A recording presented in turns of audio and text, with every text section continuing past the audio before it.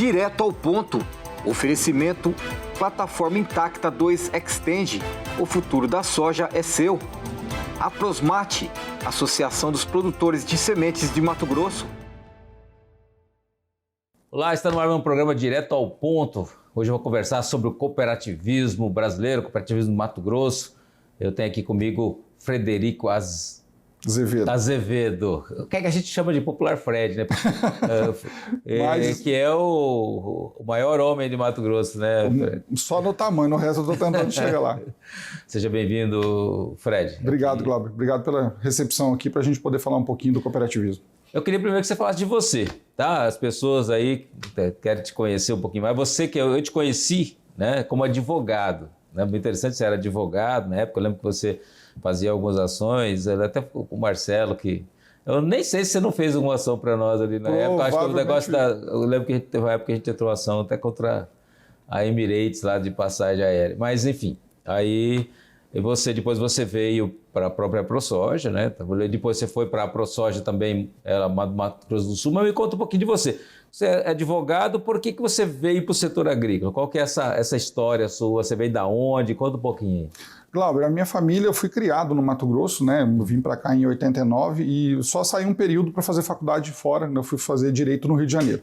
E quando eu voltei para Mato Grosso, né, formado já, o escritório que eu trabalhava tinha muita ação, né, e já tinha muita atuação no agronegócio. Então a gente advogava para a Bernec Aglomerados, que era uma grande, à época era a maior madeireira do estado do Mato Grosso, né? Hoje eles estão no Paraná, né? Mas na época tinha muita operação aqui. E a gente trabalhava bastante para as cooperativas de crédito também, né? Para então o Sicredi, né? O que virou o Sicredi hoje, que a gente conhece aqui no Mato Grosso. Então a atuação começou nessa época no agro com isso, né? E depois de um tempo, né, eu fiz um processo seletivo para vir para a ProSoja, Mato Grosso, fiquei na ProSoja Mato Grosso quase 4 anos, como gerente de relações institucionais, na época que você foi meu diretor lá. E depois... Mas o que você largou o direito? Você, na verdade, você queria atuar mais nesse setor de relações... Porque, na verdade, você é um relações institucionais, né? Isso. Você queria atuar nesse setor. Você gostava mais dessa coisa do que ficar enfrentando juiz, enfrentando lá... com desfórum, é isso? Tem a ver com isso? Quando surgiu essa oportunidade na ProSoja, tinha muito de você produzir leis, né? A gente sabia da questão que, às vezes, a gente combate tanto a lei, tenta interpretar a lei, e a gente fala assim, mas a origem, né? O problema do produtor estava muito na origem da lei. Né? Naquela época estava já em fim de discussão do Código Florestal, mas isso era um tema forte. Tinha tema de política agrícola, tema de seguro rural, a gente acabou de falar aqui da dificuldade dessa safra, nós ainda continuamos discutindo seguro rural no Brasil de forma tão forte, né? Então, assim, vim para a ProSoja na época foi uma oportunidade muito interessante para a gente não só trabalhar a discussão da lei na ponta, mas sim a concepção dela, né? Então isso tinha... Eu vi que você ficou muito envolvido com a parte de política agrícola, né, e tudo mais, né? Que realmente requer muita legislação. Isso, que foi uma oportunidade que me foi ofertada na época pelo Marcelo Duarte, que era o executivo da ProSoja à época. Depois, quando o Wellington assumiu, né, no lugar do Marcelo, a gente continuou esse trabalho lá. Foi bastante interessante até para ampliação mesmo de algumas soluções que os produtores precisavam, né? Então, assim, também me deu uma bagagem também para assumir depois outras posições, né? Então, como você falou, eu passei 2 anos na ProSoja Mato Grosso do Sul como executivo e agora, nos últimos 3 anos, eu estou na superintendência da OCB, que é a Organização das Cooperativas Brasileiras aqui em Mato Grosso. Agora me fala um pouquinho, como é que está o cooperativismo, em particular no Mato Grosso? No Mato Grosso, o cooperativismo ele era muito tímido, eu lembro, lá atrás, eu até fiz uma pós-graduação de cooperativismo e associativismo ali na OCB, inclusive, foi muito interessante na época, acho que foi um baita um aprendizado que eu tive, né? Gostei demais daquilo. Mas a gente notava que o cooperativismo aqui era fraco, né?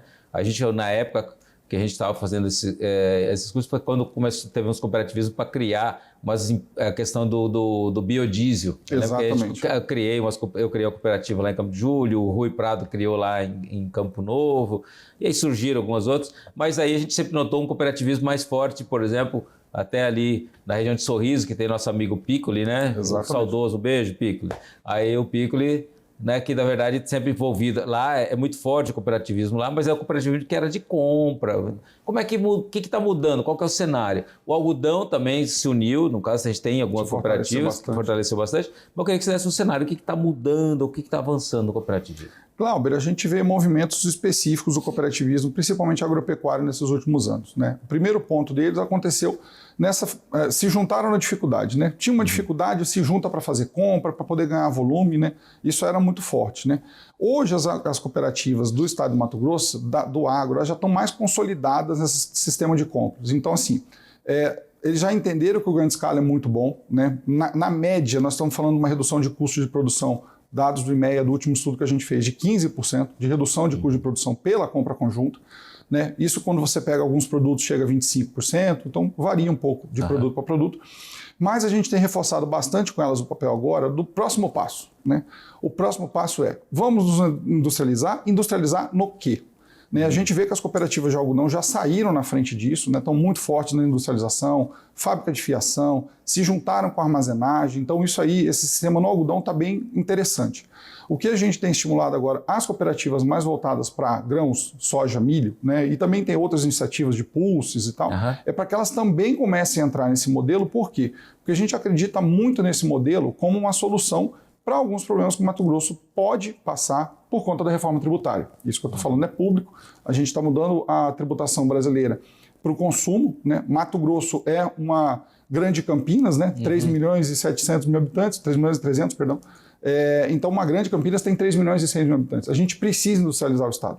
E o passo que nós temos conversado com as cooperativas é, ok, você já faz as compras conjuntas, vocês compram produtos, vocês têm escala, vocês captam recursos, vocês armazenam junto. E o passo da industrialização do etanol de milho, das moegas de soja, como é que isso vai ficar? Então a gente tem visto algumas iniciativas deles e a gente tem estimulado como sistema que eles tomem conhecimento desses perfis, né, dessas possibilidades e comecem a se industrializar. A gente tem visto boas iniciativas, por exemplo, das cooperativas de leite do estado, que estão se industrializando, que pegaram um perfil muito bacana para isso e estão dando um resultado satisfatório para os seus cooperados, porque no caso do leite é muito menor, né? Então você precisa de mais escala. No caso das de soja e milho, a gente tem estimulado eles a entrar nessa parte agora da industrialização, se for no etanol, se for no DDG, ou eventualmente na montagem de moegas, né, para fazer farelo de soja e começar a industrializar isso aí, agregando inclusive muitas cooperativas que já têm produtores que produzem pecuária, né? Então você pode ter um casamento por exemplo, interessante. Na reforma tributária que está aí, né, já está aprovada, agora são algumas regulamentações, o produtor que estiver fora da cooperativa ele vai perder mais ainda. Glauber, a gente acredita que sim, né? Quando a gente fala, e a gente tem visto os números do cooperativismo, não só do Mato Grosso, mas do país, né? A gente tem aí uma meta da OCB nacional para o setor de atingir 1 trilhão de receitas até 2027, né? O que a gente tem chamado de 1 trilhão de prosperidade. O que a gente sempre lembra, e você é cooperado, você sabe disso, o resultado das cooperativas ela fica muito na localidade. É muito comum a gente ver os sistemas de crédito fazer ações locais, mas as cooperativas de produção também, o resultado da sobra volta e fica na cidade, fica na comunidade. Então é um armazém novo que sai, é um produtor que recebe aquele recurso, vai construir um prédio, que vai construir uma escola, vai construir um negócio, e ele faz a economia girar. Nada contra as empresas que têm um capital diferente, mas quando você fala isso, no nosso caso é sobra, no caso de uma empresa privada, esse lucro vai para um sócio que nem sempre vai estar no Mato Grosso ou eventualmente no Brasil, né? Então o que a gente tem estimulado bastante isso tem sido percebido pelo setor e pelas autoridades, é de que o cooperativismo pode ser realmente uma saída interessantíssima para que produtores, né, se unam nesse sentido. A gente fala, por exemplo, Glauber, não é do agro, mas está ligado ao agro dos cases das cooperativas de transporte, né? Que se juntaram para ganhar volume. Quem recebe esse frete, né, tem uma garantia de originação, sabe que aquele transportador é uma pessoa correta, que está ligado a uma cooperativa, tem toda uma cadeia tributária organizada, porque a gente não pode mais ter roubo de carga, como a gente viu acontecendo, desvio de carga, como a gente viu acontecendo, que não estava nas cooperativas, estão em autônomos, né? Que às vezes, infelizmente, agindo de má fé e causa prejuízo. N coisas, né? Que o próprio compra de peças, compra de combustível em conjunto e um monte de coisa. Oficina. Eu noto assim, quando você é produtor, você vai comprar 100 toneladas de adubo, é uma coisa, você vai comprar 1.000 toneladas de adubo, é uma coisa, você comprar 100 mil toneladas de adubo é outra coisa. A escala gera esse diferencial, né? E o mercado gosta. Né? Quem está na outra ponta também vendendo gosta dessa seriedade que as cooperativas têm, as do Mato Grosso estão muito bem consolidadas nesse sentido e geram também um ganha-ganha para o cooperado, que recebe um produto mais barato com qualidade, e também para o comprador, que vende já em escala e já consegue se programar. Mas a gente nota, né, que ainda existe muita resistência, né, Fred? A gente nota que o produtor fica tem uma certa... Receoso, né?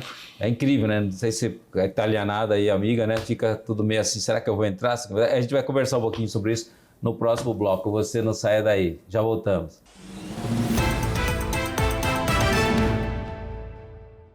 De volta direto ao ponto, conversando aqui com o Fred, que é o Frederico Azevedo. Acertei, né, Fred? Agora acertou. Ave Maria.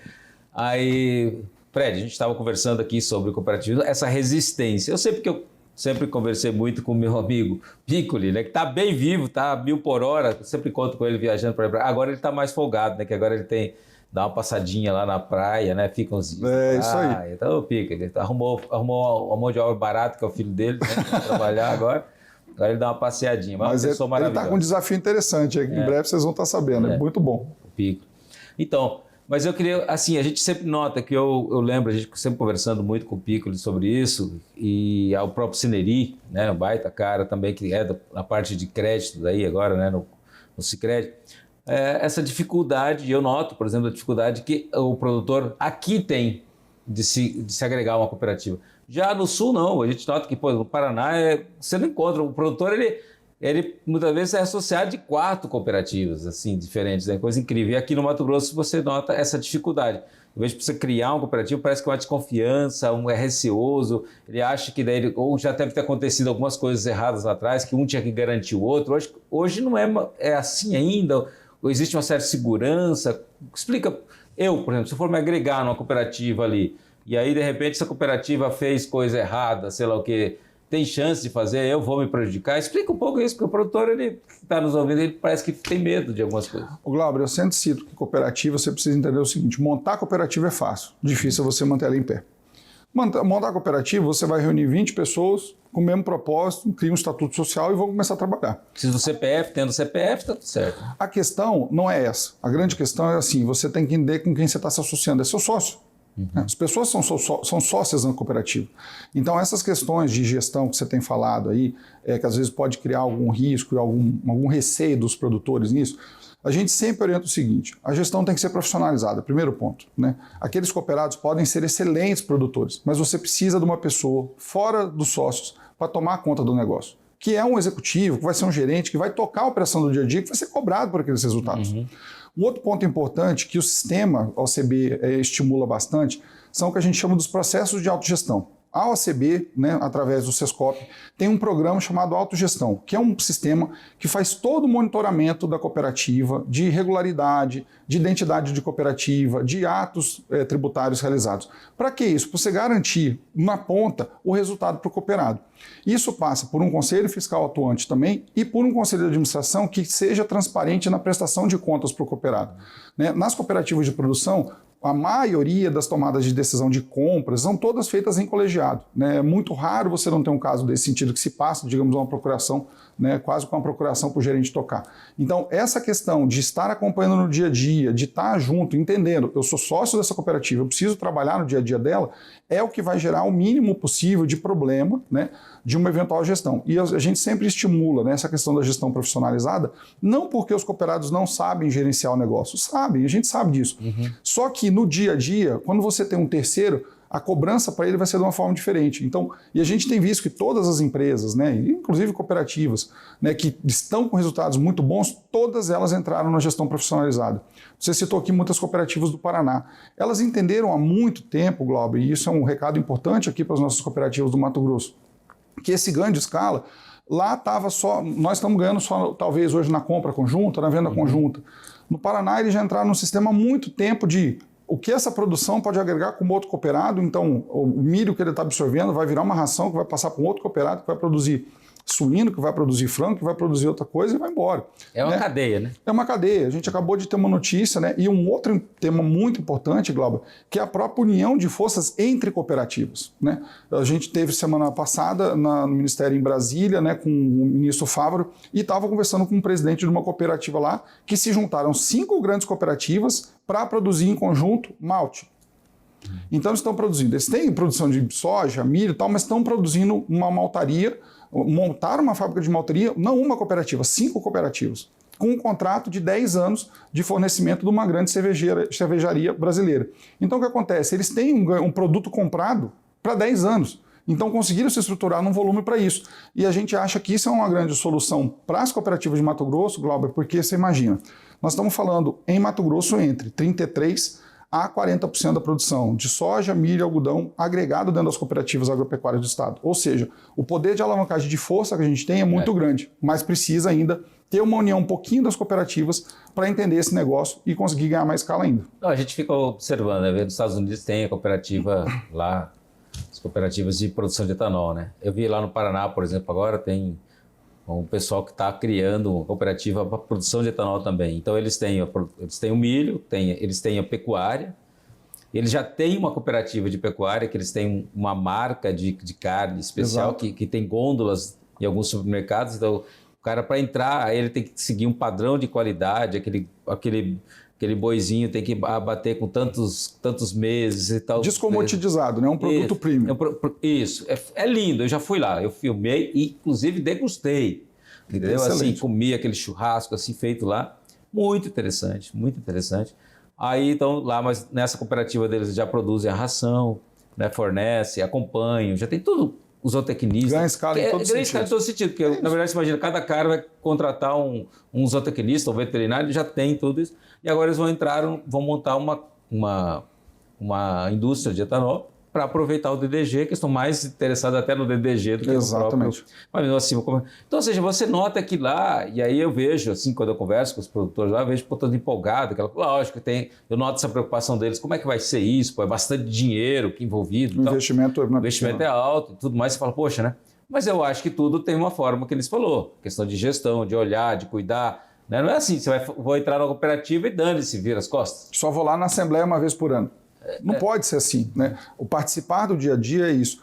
E igual eu estou te falando, Glauber, o que a gente acredita muito nesse crescimento da industrialização, a gente acha que o Mato Grosso, né, nas perspectivas da OCB, é a nova onda do crescimento da industrialização. Isso aconteceu, já vem acontecendo com o etanol de milho, né, esse processo que você foi um grande estimulador no passado e continuou tocando isso bastante, mas assim, a gente vê o perfil do estado de Mato Grosso, como mudou com etanol de milho. Né? A gente lembra, quando você era diretor nosso lá, a gente brigava porque consumia 3 milhões de toneladas de milho, a gente hoje deve estar chegando a 10, 11 nas usinas. E toda essa produção está ficando no local, está ficando aqui em Mato Grosso, está sendo vendido agora um DDG ou um etanol, e isso está gerando melhoria para as economias da cidade. Né? Então, inclusive, assim, nosso próximo programa, que nós vamos conversar, vai ser sobre etanol também, vamos estar falando com o Nolasco, falando tudo isso. Exatamente. Né? E o que é interessante, Fred, eu lembro na minha época, a gente criou a CoproSoja, naquela época. Depois, mas não deu certo, não evoluiu, porque a gente estava pensando mais em logística, né? Não sei se você lembra na época, mas era mais isso. Depois, agora, o ano passado, a ProSoja lançou novamente, ressuscitou, né? Aí a CoproSoja, e agora parece que ela está a vento e popa. Inclusive, eu sou associado com muito orgulho lá, né? E vou acompanhar. Né? Exatamente. E eu acho que essa CoproSoja, ela pode ser um grande diferencial no Mato Grosso. A gente pode dar um pulo, porque a ProSoja tem uma grande penetrabilidade. Você imagina criar uma grande cooperativa de produtores de soja ali, milho? É uma loucura, né? Acho que você vai ter um trabalho também enorme de prazer, né? Por estar acompanhando isso. Você está acompanhando, está vendo? Você vai acompanhar? A OCB está por dentro disso? A gente está acompanhando, né? Quando houve a instalação da CoproSoja, né, a diretoria nos procurou lá por conta da parte legal, né? A OCB dá essa assessoria para quem quiser instalar uma cooperativa para criar isso daí, né? E a gente viu que a modelagem de negócio que está sendo bolada pela diretoria é um modelo muito interessante, né? A gente esperou passar aí esse momento inicial eles se organizarem, mas a gente está à disposição, a gente tem conversado bastante lá com o Fernando Cadori, que, né, que está de presidente lá, né, que é uma pessoa altamente capacitada, que tem uma capacidade de engajamento muito boa, né, mas lembrando, né, além da CoproSoja, nós temos todas as outras cooperativas que nós temos aqui no 63, Coacem, Coavil, Coame, né, as cooperativas do sul do estado, mas a gente realmente acredita que o grande ganho de escala das cooperativas, Glauber, é o que pode gerar resultado para os produtores, e é isso que a gente tem apostado, né? Tanto na questão de compra quanto de outros pontos mesmo. Eu achei interessante esse negócio da CoproSoja, mas por causa disso. Tipo assim, eu tenho interesse em comprar um trator, né? Ah, de quantos CVs? Ah, de 180 CVs. Eu vou lá e me cadastro. Daqui a pouco juntou 100 neguinhos que quer comprar esse trator. Pô, o poder de compra é outro. Né? Eu vou comprar sozinho, vai custar 400 mil. Eu, no grupo, também por 300. Quer dizer, você tem um canhão, né? Então, esse é um dos canhões, né? O canhão é a escala. Eu acho que o cooperativismo é isso, é um canhão. Que você é grande sendo só pequeno. Exatamente. Né? E lembrando que Mato Grosso tem áreas muito grandes, né, Glauber? Apesar da gente falar muito do cooperativismo do Paraná, né, do sul do país, muito importante, mas essa agregação que Mato Grosso tem gerado também é importante. E como você falou, as cooperativas aqui do estado estão aptas a receber os cooperados, né, com responsabilidade, com autogestão, e a gente tem visto com muito boa iniciativa, por exemplo, a criação da CoproSoja, que a gente acredita, né, além das outras cooperativas que a gente tem aqui no estado, que será de grande resultado para os cooperados, pela seriedade, né, de todas as cooperativas que a gente tem no estado, mas também pelos processos de gestão que a gente tem visto que se profissionalizaram muito nesses últimos anos aí. Fred, obrigado, parabéns, você está afiadíssimo, estou feliz de ver que você está aí à frente de um belo projeto, acho que no estado que está crescendo demais e eu acho que você está no lugar certo, na hora certa. Isso aí, obrigado pelo convite, né? A gente fica lá à disposição, né? Lembrando sempre para os nossos cooperados e cooperativas que quiserem conhecer mais do nosso trabalho, a entrar lá no www.somoscooperativismo.coop.br. Perfeito. Tá aí, mais uma entrevista especial para você. Eu aguardo você no próximo programa que eu vou estar falando aí sobre o etanol de milho. Não perca. Um grande abraço.